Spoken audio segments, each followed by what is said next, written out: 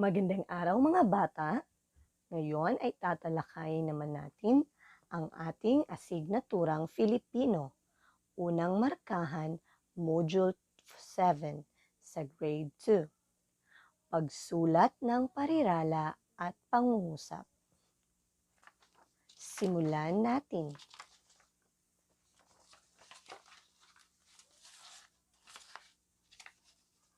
Pagkatapos ng aralin, ikaw ay inaasahang makasusulat ng parirala at pangungusap ng may wastong baybay o spelling, bantas, at tamang gamit ng malaki at maliit na letra.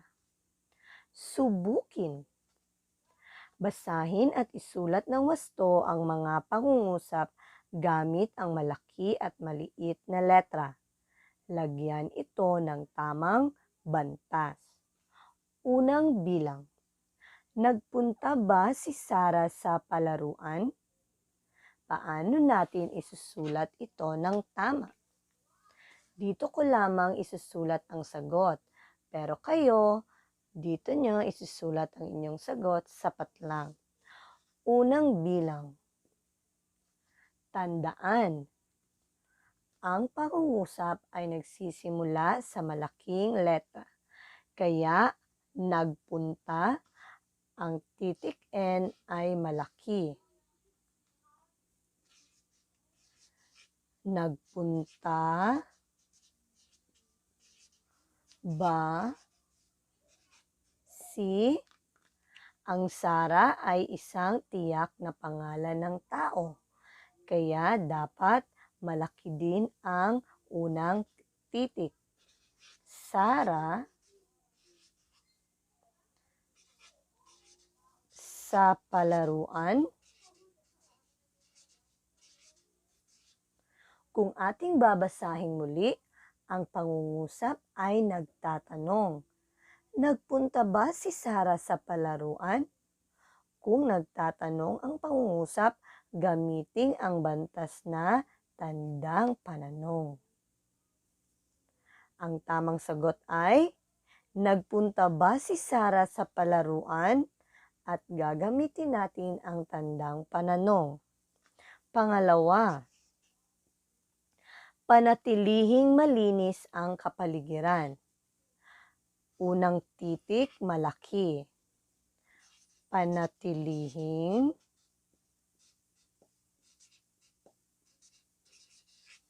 malinis ang kapaligiran. Nagtatanong ba ang ating pangungusap? Hindi. Kung ito ay hindi nagtatanong, gagamitin natin ang tuldok.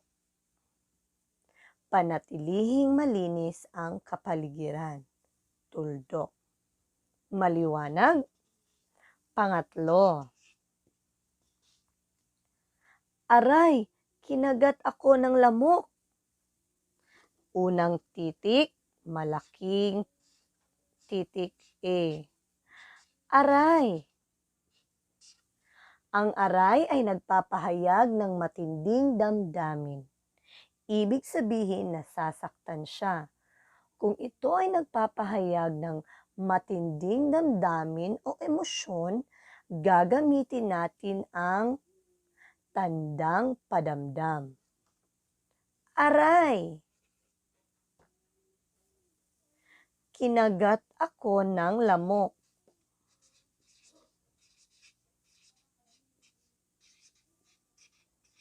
Kinagat ako ng lamok. Pagkatapos ay tuldok. Uulitin ko, ang tandang padamdam ay ginagamit kung ang pangungusap ay nagpapahayag ng matinding emosyon o damdamin. At ilalagay natin ito doon sa salitang nagpapahayag ng matinding damdamin.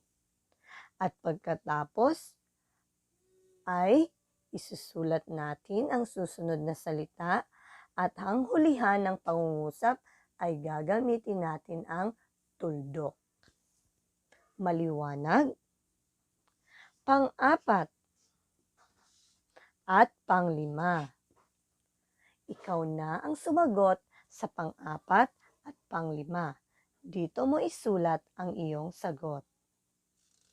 Sunod.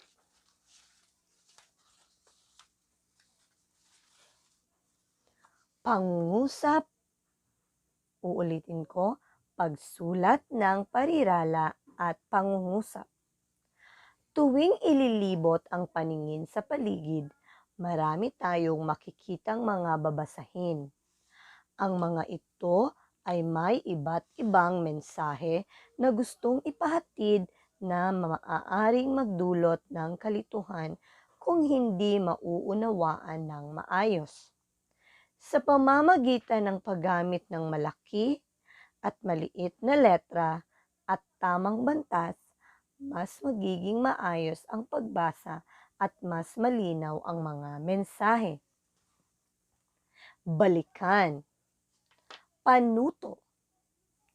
Lagyan ng tamang bantas ang mga pangungusap. Unang bilang. Diligan mo ang mga halaman.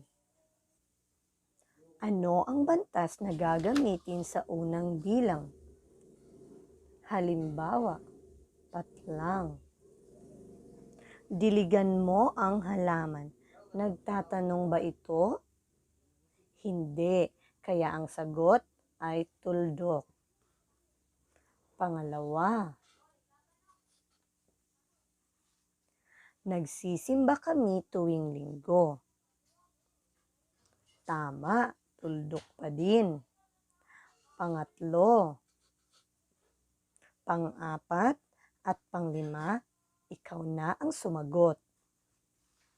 Sunod, basahin ang kwento at unawain itong mabuti. Halika, basahin natin ang kwento.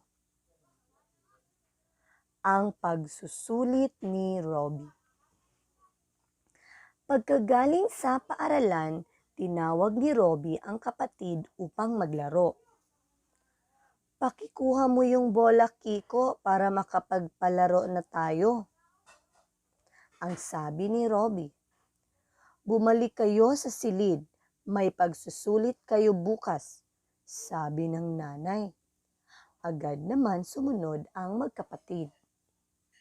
Nagtaka si Robbie dahil nasa loob na siya ng silid-aralan. Ibinibigay na ang resulta ng kanilang pagsusulit. Hawak na niya ang kanyang papel.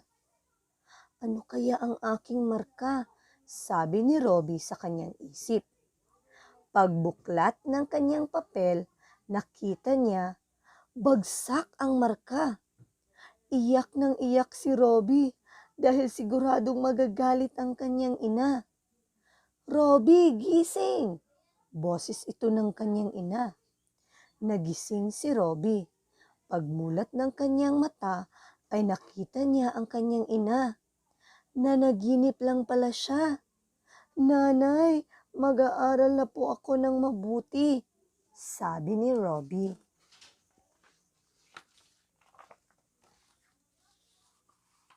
Panuto. Sagutin ang mga tanong ayon sa kwentong binasa. Isulat ang letra ng tamang sagot.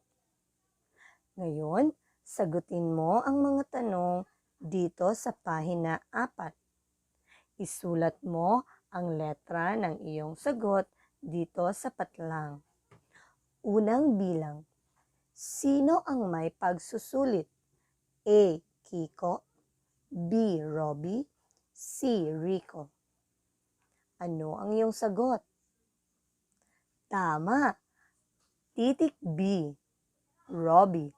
Isulat dito ang titik B.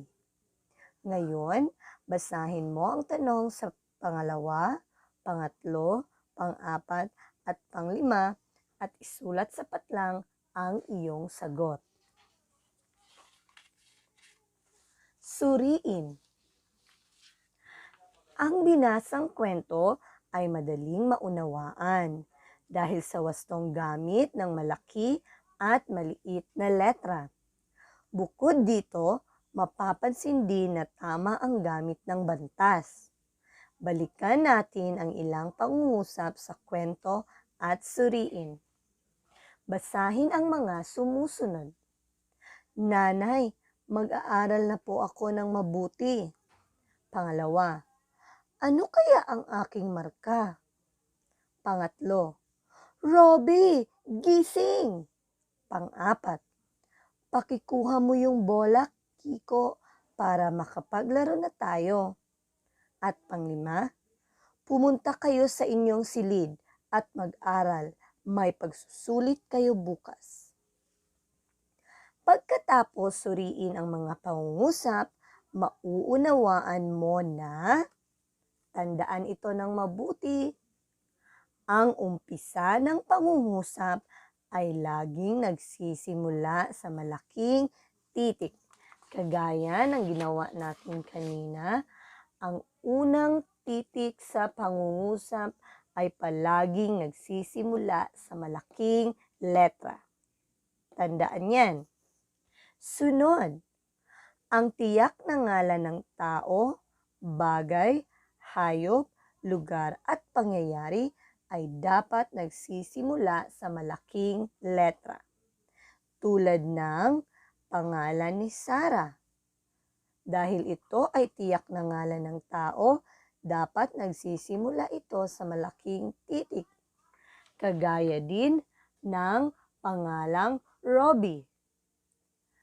Robby ay isang tiyak na ngalan ng tao, kaya dapat nagsisimula sa malaking titik. Kiko, nagsisimula rin sa malaking titik. Kung may mga lugar naman, kagaya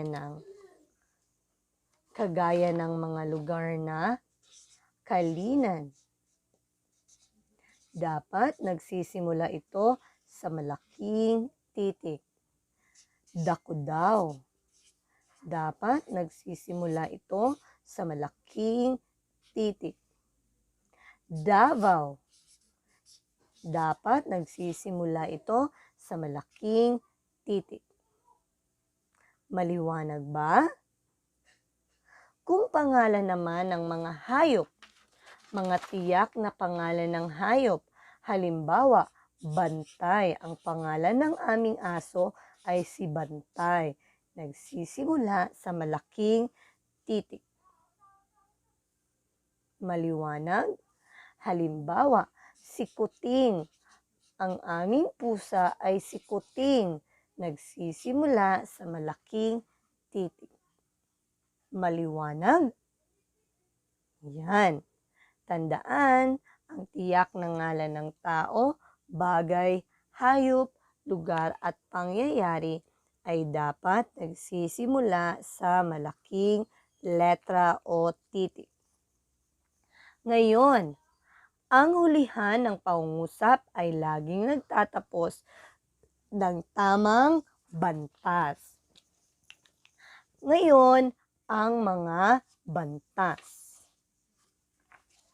Meron tayong iba't ibang uri ng mga bantas. Ilalagay natin sila sa hulihan ng pangungusap. Una, makikita natin dito. Okay? Una ay tuldok. Yan ang tuldok. Ginagamit tuwing pasalaysay o pautos. Kagaya ng halimbawa natin kanina, panatilihing malinis ang kapaligiran.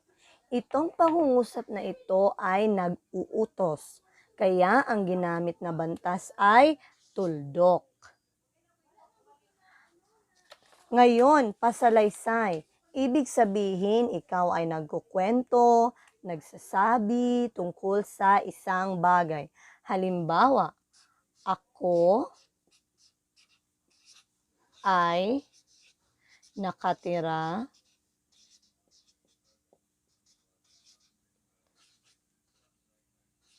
sa dako daw.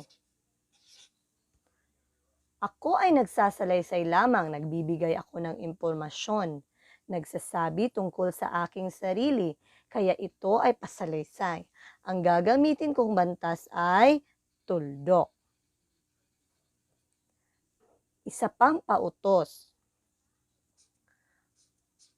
Kunin mo ang aking papel. Ibig sabihin, ikaw ay nag-uutos, gagamitin ang tuldok. Maliwanag. Pangalawa, tandang pananong. Ang tandang pananong ay ginagamit tuwing nagtatanong. Kung ikaw ay nagsasabi ng isang tanong, kagaya ng halimbawa kanina, nagpunta ba si Sarah sa palaruan? Ang pangungusap na ito ay nagtatanong, kaya gumamit tayo ng tandang pananong. Isa pang halimbawa, ano ang pangalan mo? Ang pangungusap na ito ay nagtatanong. Kaya ang gagamitin nating bantas ay tandang pananong. Ano ang pangalan mo? Maliwanag. Pangatlo, tandang padamdam. Ang tandang padamdam ay ginagamit tuwing nagpapahayag ng matinding damdamin.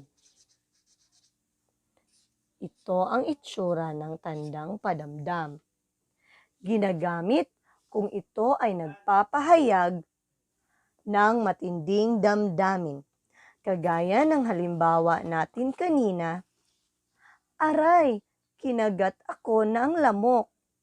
Ang tandang padamdam ay inilalagay natin sa salitang nagsasaad ng matinding damdamin. Halimbawa, sunog! Ginagamit natin ang tandang padamdam. Ano pa? Yay! Nanalo ako. Maliwanag. At pang-apat ay kuwit. Kuwit. Ang kuwit ay ginagamit kung pansamantalang hihinto. Kung hihinto tayo saglit. Okay, sa tuwing nagbabasa tayo, kapag nakita natin ang kuwit, ibig sabihin, hihinto tayo saglit. So, yan ang apat na uri ng bantas. Tuldok, tandang pananong, tandang padamdam, at kuwit. Yan, magpatuloy tayo. Pagyamanin, pinatnubayang pagsasanay isa.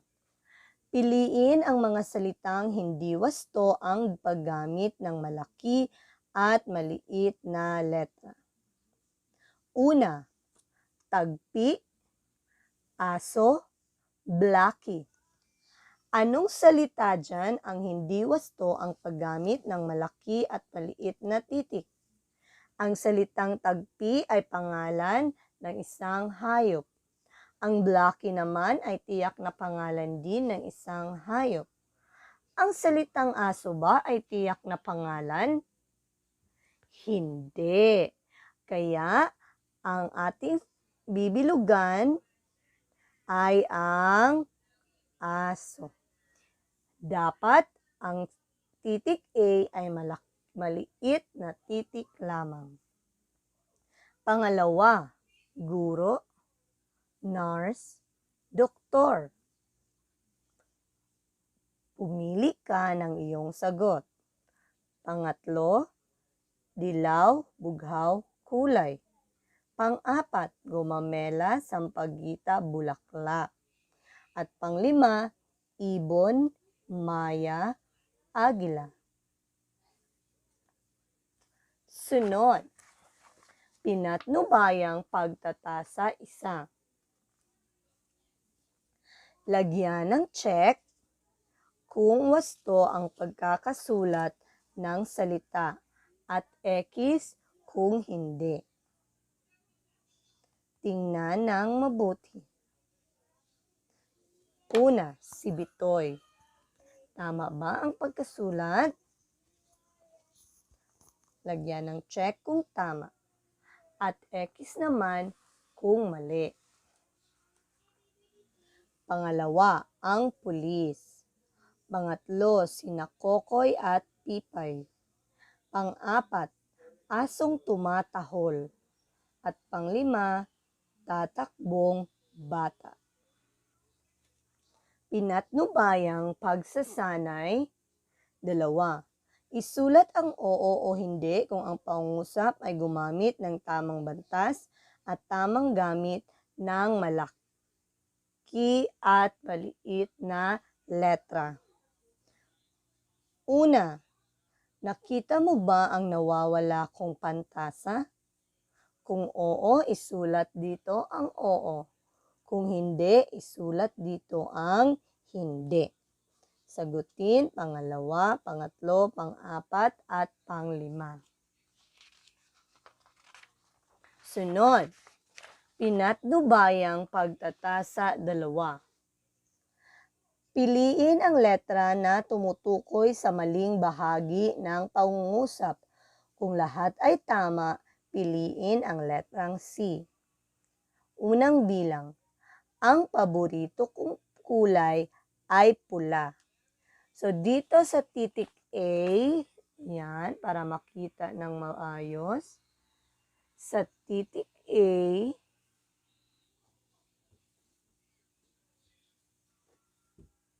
yan, para mas klaro.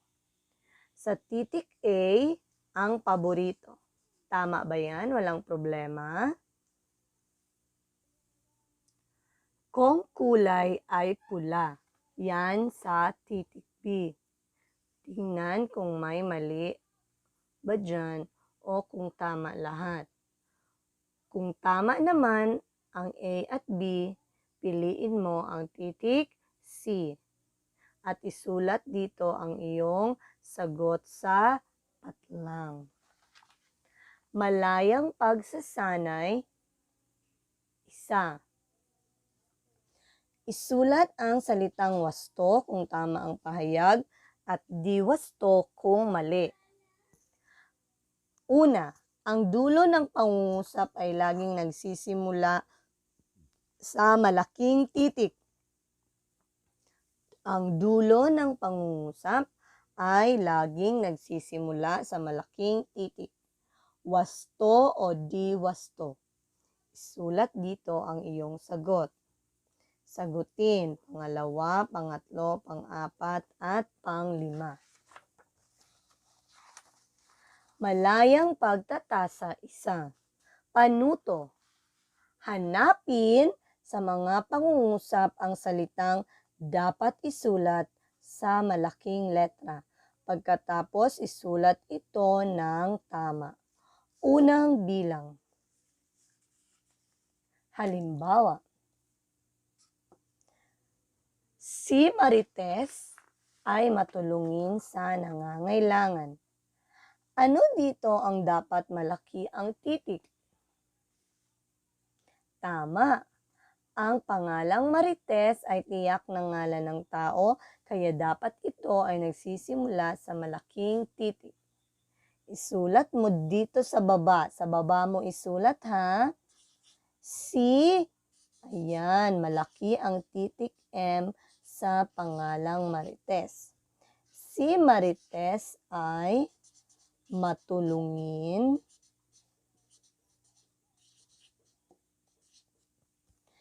sa nangangailangan. Tuldok. Okay? Sagutin ang ikalawa, ikatlo, ikaapat, at ikalima. Malayang pagsasanay 2. Kopyahin sa sagutang papel ang mga pangungusap at lagyan ito ng tamang batas. So, dito mo na lang isulat ang iyong sagot. Ang kabayo ay tumatakbo. Ano ang dapat isulat dito? Anong bantas ang gagamitin? Tuldok, tandang pananong, tandang padamdam, o kuwit? Sulat dito ang iyong sagot. Sa pangalawa, pangatlo, pang-apat, at pang-5, isulat mo rin ang iyong sagot. Sunod, malayang pagtatasa 2. Iguhit ang masayang mukha kung wasto ang pagkasulat ng pangungusap at malungkot na mukha kung hindi. Una, maaari po ba kaming humingi ng bayabas? Wasto ba ang pagkakasulat ng pangungusap? Kung ito ay wasto, iguhit dito ang masayang mukha. Kung hindi naman wasto, isulat or iguhit ang malungkot na mukha. Sagutin din ang pangalawa, pangatlo, pang-apat, at pang-5. Isa-isip. Kompletuhin ang sumusunod na pahayag. Ang pagsulat ng patlang letra ay ginagawa sa unahan ng pangungusap at tiyak ng ngalan ng tao, bagay, hayop, lugar, at pangyayari. Ang mga bantas na ginagamit ay patlang, patlang, patlang, at patlang sa pagbuo ng pangungusap. Isulat dito ang mga nawawalang salita, ang mga tamang sagot. Sunod, isagawa. Isulat ang letra ng pangungusap na may wastong gamit ng maliit at malaking letra at may tamang gamit ng bantas. So, piliin dito sa A, B, o C ang wasto ang pagkakagamit ng maliit at malaking letra at pati na rin ang bantas. A, namasyal kami sa Baguio.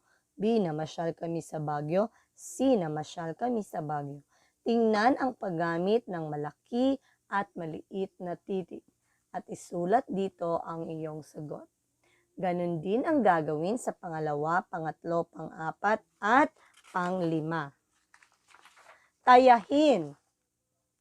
Basahin at isulat ang mga pangungusap ng may wastong gamit ng malaki at maliit na letra at lagyan ng tamang bantas. So, uminom ng maraming tubig araw-araw. Isulat muli ang pangungusap dito at gumamit ng tamang bantas. Siguraduhin na naisulat din ng tama ang malaking letra ng mga salitang dapat gumamit ng malaking letra.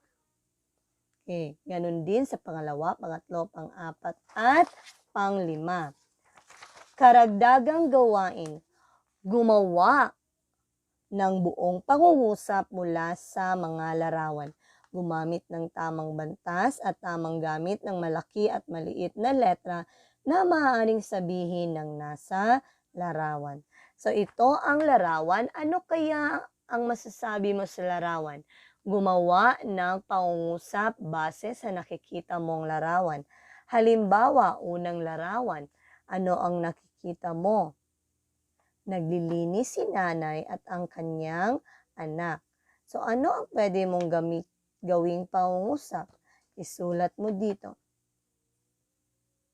Si nanay at ang kanyang anak ay naglilinis.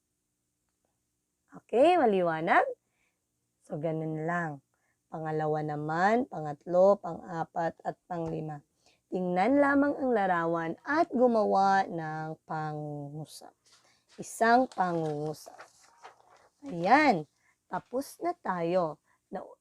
Unawaan mo ba ang ating paksa? Yan, sagutin mo na lahat ang mga gawain at pagkatapos, pwede mo nang itago ang iyong module. At pwede ka ring magbasa ng kwento dito sa module para makapagsanay ka ng iyong pagbabasa. Okay? Maraming salamat mga bata. Paalam!